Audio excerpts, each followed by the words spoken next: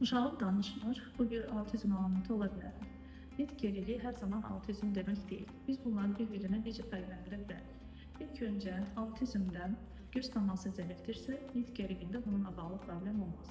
Autizmdə uşaqlar ətrafdakı əşyalarla maraqlanırsa, onları qanmaqla işarə etmirsə, nitq geriliyində uşaqlar maraqlanır, paylaşır və qanmaqla işarə edir. Nitq geriliyində söz ehtiyatı az olsa da, onlar bu sözləri ünvanlı, məqsədə uyğun işlədir.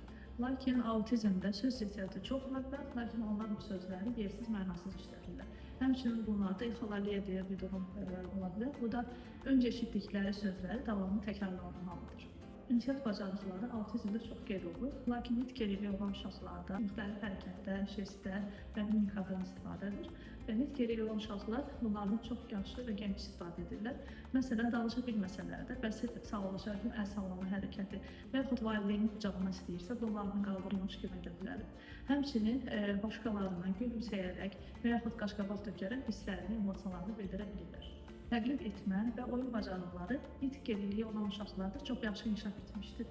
Yəni bunlar məsələn telefonu götürüb danışırmış kimi hərəkət edirlər və yaxud da ki darabı götürüb saçlarını daraymış kimi edə bilərlər. 15-18 aylarda artıq tanıdıqları oyuncaqları uşaqlar məqsədə uyğun oynada bilirlər.